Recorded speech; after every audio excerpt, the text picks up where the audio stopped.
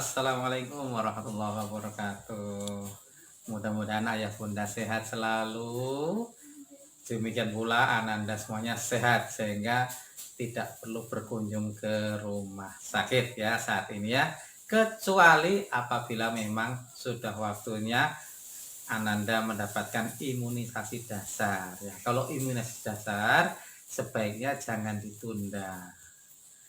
Kalaupun ditunda, itu perlu ayah bunda ketahui bahwa jarak satu vaksin dengan vaksin yang sama, misalnya DPT pertama dengan DPT kedua, itu maksimal 8 minggu ya. Jadi biasanya sebulan, ditunda jadi 2 bulan, oke lah, itu maksimal. Baik, kita akan bicarakan hari ini tentang bagaimana ayah bunda sebaiknya bersikap jujur dan terbuka ketika sedang ada wawancara medis atau anamnesis ya. Saya nyanyi dulu sebentar. Boleh? Oke. Bersikaplah jujur dan terbuka, atau engkau akan kehilangan kesempatan yang tengah engkau genggam. Ya, sedikit untuk mengingatkan ayah bunda bahwa ketika ada wawancara medis, ayah bunda silakan bersikap jujur dan terbuka. Anamnesis itu dokter menginginkan satu proses yang memenuhi akronim ALUR. Apa itu ALUR? Akurat, lengkap, urut, dan rasional. Mengapa harus begitu? Karena ayah bunda, anamnesis, wawancara medis ini merupakan bagian yang sangat besar dari proses diagnosis loh ya. Bahkan ada penyakit tertentu yang hampir 100% itu didapat cukup dengan anamnesis. Nah, misalnya epilepsi. Epilepsi itu diagnosisnya yang paling penting adalah anamnesis yang bagus. EEG itu hanya membantu, utamanya bahkan membantu untuk evaluasi terapi, jadi bukan untuk diagnosis sebenarnya. Jadi EEG, elektroensefalografi pada epilepsi itu justru yang penting untuk data dasar awal, data awal sebelum diterapi, lalu nanti pertengahan terapi bagaimana, EEG ulang, itu bukan untuk menentukan diagnosis epilepsi. Kalau epilepsi jelas, yaitu kejang, tanpa demam, dan tidak ada sebab yang lain. Nah, ini yang harus dieksplorasi oleh dokter ya ketika wawancara medis. Kalau datanya sudah lengkap, akurat, urut, dan rasional, maka diagnosis epilepsi sudah cukup dengan anamnesis itu, wawancara itu. Pada penyakit yang lain, anamnesis mungkin memenuhi porsi, menempati porsi 80%. Misalnya pada kejang demam itu juga anamnesis yang sangat penting. Nanti ditambah dengan pemeriksaan yang lain ya, refleks-refleks patologis, Meninghelsa, tanda rangsang otak dan sebagainya. Tapi anamnesis sangat penting ya, wawancara medis sangat penting.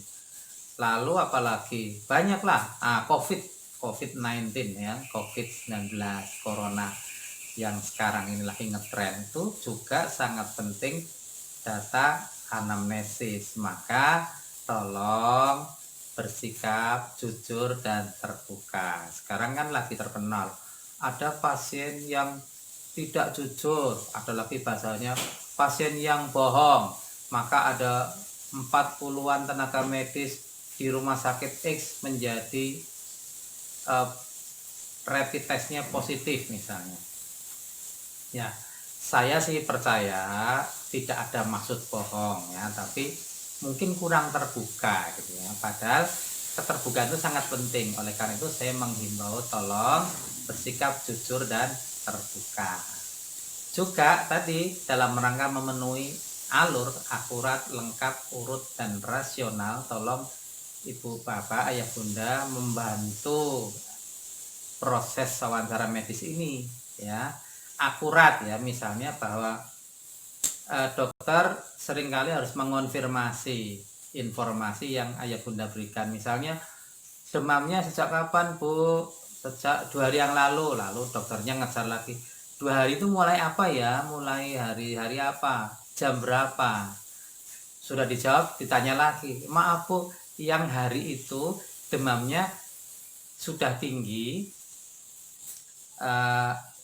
atau tidak tinggi. Lalu sebelum itu sebenarnya sudah ada anget-anget belum Bu? Kadang harus konfirmasi begitu, karena bagi dokter data seorang anak yang demam kurang dari 1 minggu utamanya itu harus jelas, bukan hanya demam berapa hari, namun demam hari ke berapa itu sangat penting. Demam berdarah misalnya harus jelas hari ke berapa, karena hari ke-4 sampai hari ke-6 itu masa-masa kritis, artinya masa-masa ketika pasien harus mendapatkan perhatian yang sangat lebih, yang lebih teliti dan sebagainya, karena itu masa yang kritis, artinya dapat terjadi kegawatan pada pasien demam berdarah. Nah itu perlu akurasi data. Maka akurat itu kadang-kadang dokter kok seperti nggak percaya sih, bukan nggak percaya, kadang-kadang ada perbedaan persepsi antara dokter dengan pasien, maka perlu dikonfirmasi. Karena demam saja misalnya, ibu ada yang menganggap demam itu kalau demam tinggi, tapi dokter demam itu ya demam tidak tinggi juga demam gitu. Lalu yang kedua lengkap itu macam-macam, ada riwayat penyakit sekarang, riwayat penyakit dahulu, riwayat penyakit keluarga dan seterusnya, itu dimohon juga dapat diberikan dengan lengkap ketika dokter bertanya ya. Jadi supaya datanya memang lengkap ya, penyakit yang sekarang ceritanya bagaimana, itu biasanya dimulai dengan keluhannya itu mulainya kapan. Nah, kalau ditanya tentang keluhan mulainya kapan, itu sebenarnya tolong yang kita bicarakan sebenarnya adalah sejak kapan atau kapan Ananda terakhir dianggap sehat. Nah, terakhir dianggap sehat itu berarti adalah sama dengan awal mulainya penyakit. Jadi kalau hari Senin dikatakan sore dikatakan demam tinggi, tetapi Ahad sudah anget-anget, sebenarnya riwayat demam itu sejak Ahad yang anget-anget itu, bukan yang Senin yang demam tinggi. Nah itu riwayat penyakit itu perlu jelas memang ya. Lalu urutan penyakit juga tolong diingat-ingat ketika diwawancara supaya ketahuan progresif penyakitnya. Tadinya demamnya tidak tinggi, kapan jadi tinggi, tadinya nggak ada muntah menjadi muntah kapan, dan seterusnya ya. Tadinya batuk pilek, kapan jadi sesak napas, itu semua menunjukkan suatu progresi ya, urutan terjadinya gejala-gejala dari ringan menjadi semakin berat. Nah, lalu alur akurat, lengkap, urut, dan R-nya adalah rasional. Nah, dokter akan mencoba mencari hubungan-hubungan antara gejala dengan penyebabnya, faktor risikonya, dan sebagainya. Dokter juga akan menggunakan ilmu tentang patofisiologi, ilmu tentang bagaimana suatu penyakit dapat terjadi dan sebagainya. Jadi ayah bunda dimohon sabar dengan kata kunci jujur dan terbuka. Jangan sampai terjadi ketidakjujuran ketika ada wawancara medis ya. Semua itu diperlukan oleh dokter untuk menegakkan diagnosis, dan diagnosis adalah kepentingan kita bersama. Dokter penting untuk menemukan diagnosis yang tepat, karena itu yang akan menjadi dasar pengobatan ya. Keluarga pasien memerlukan diagnosis yang tepat, karena kalau diagnosis tepat juga akan mendapatkan pengobatan yang tepat.